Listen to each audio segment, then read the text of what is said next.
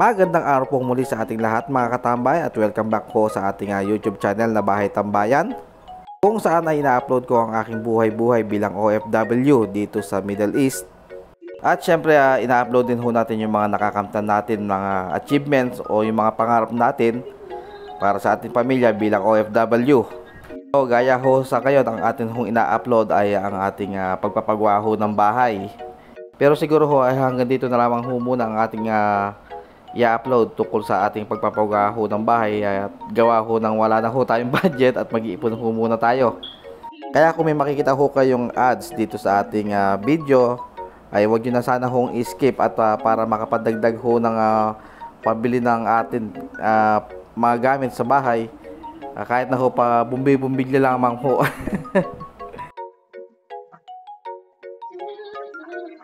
So bali for today's video nga ho ay pagpapatuloy lamang ho ng ating mga electrician ang kanilang paggagawa dito sa ating bahay.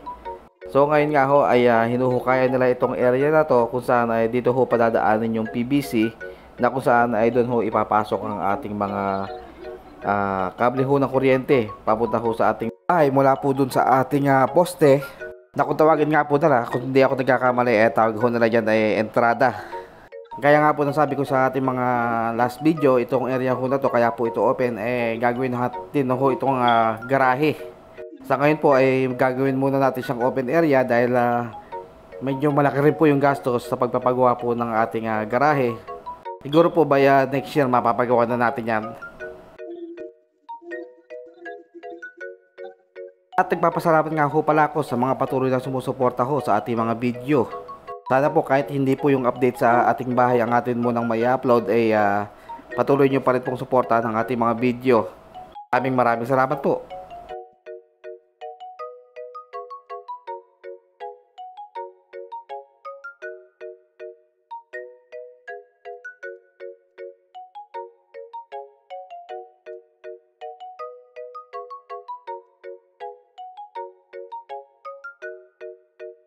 So bali ito nga po yung PVC pipe na pagdadaanan ng ating mga kuryente mula po sa ating bahay papunta po sa ating poste ho na yon ng ating kuryente. Bali nga po dito regarding sa ating underground ng ating kuryente nagtanong din ho ako, lalo na po doon sa aking kaibigan na electrician din, at sabi naman ho niya safe po ang ganito rin na klase basta marunong at alam naman daw ho ng electrician ang kanyang ginagawa. Siyempre para sa akin din ho, gusto ko yung kaligtasan ho ng lahat, lalo na po ng aking pamilya tungkol ho, lalo na dito sa ating mga kuryente dahil napaka-sensitive at napaka-delikado ho dyan at yan ho talaga ay nakakamatay. Kaya ako po, pakayo ko po sa mga gustong magpagawa ng bahay at sa mga nakakapagpagawa na po pero hindi pa ho nakakapagpagawa o nakapagpa-install ho ng mga kuryente. Kung kukuha ho kayo ng mga electrician nyo, ay siguraduhin nyo po na talagang marunong ho ang inyong magkakabit na mga kuryente. Dahil hindi ho biro ang tungkol sa kuryente dahil ako ho ay bilang isang OFW at ang trabaho ko rito ay safety. Siyempre kasama ho sa trabaho namin yan na alam ho namin kung gaano ho kadelikado ang tungkol ho sa mga ganyang bagay lalo na ho sa kuryente. Yan po ang isa sa number one source ng mga sunog. Kaya ho, dapat yung mga nag-install ho natin ay eksperyensado at alam ho nila ang kanilang ginagawa tungkol sa kuryente. At kung malapit lamang ho kayo sa aming area, sa amin sa Tarlac, at wala pa ho kayong electrician na gagawa ng inyong bahay, ay kung malapit lamang ho kayo sa amin sa La Paz, pwede nyo hong makontak itong aming electrician o mag-comment lamang ho kayo sa aming o dito sa ating YouTube at ibibigay ko sa inyo yung contact number niya para kayo ho na mag-usap.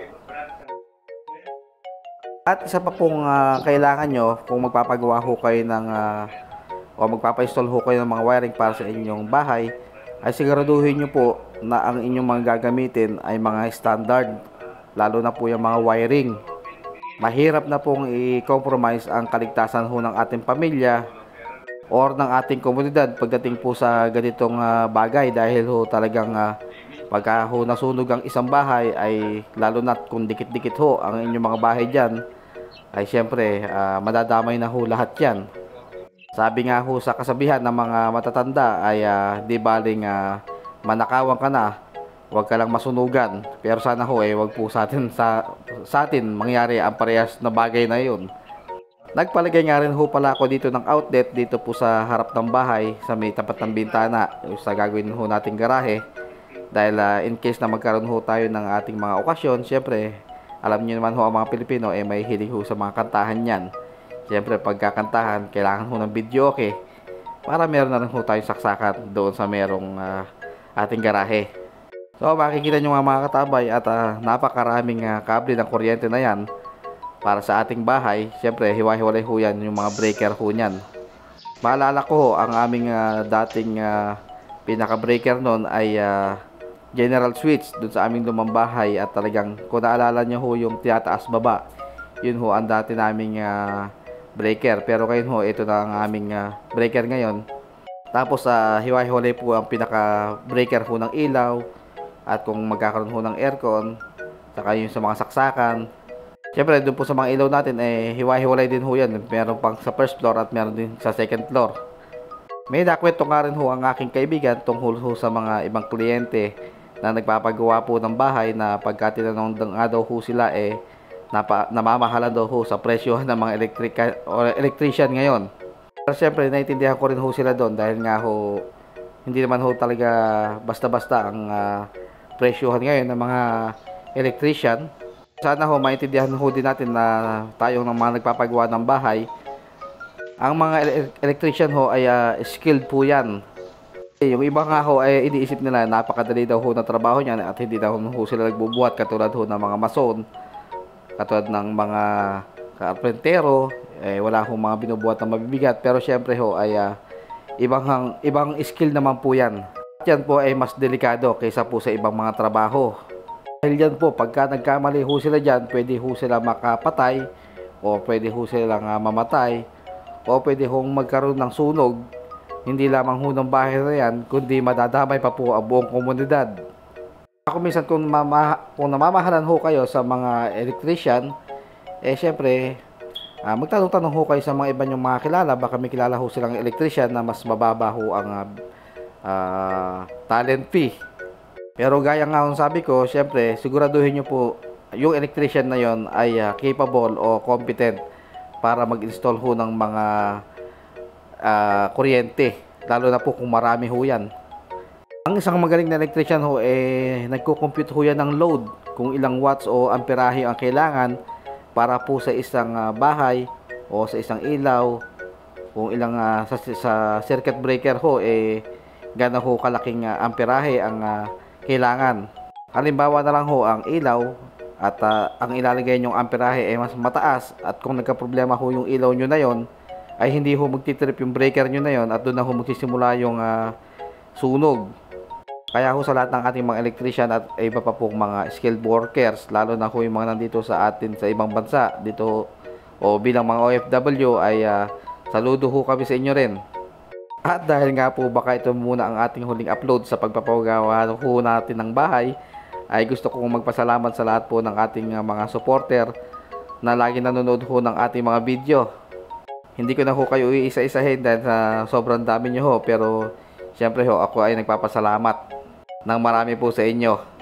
At sana kahit hindi po yung pag-upload natin tungkol sa paggawa ho natin bahay ang ating i-upload, ay sana patuloy nyo pa rin pong suportahan ang ating mga video dito sa ating YouTube at sa ating Facebook account. Saka baka umabot na ho kayo dito sa video na to at hindi pa rin ho kayo nakakapag-subscribe, subscribe na po kayo, baka makalimutan nyo pa. At siya nga ho pala, ang ating Facebook account ay Christopher Duran, kung saan ho ay na-upload ko yung mga edited videos natin. Baka gusto nyo rin pong bisitahin at paki-follow na rin ho ang ating Facebook account ng dumami namin naman ho ang ating subscriber.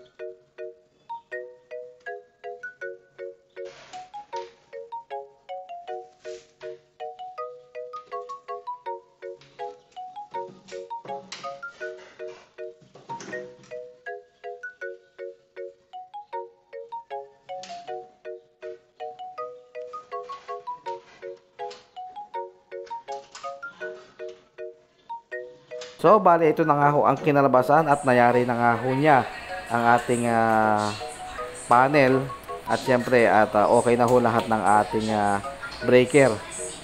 Nilagyan na nga ho rin pala niya ng mga pangalan niya sa may side para alam ho natin kung ano ho yung kunyari or magkaroon ho ng problema, alam ho natin kung saan ho hahanapin.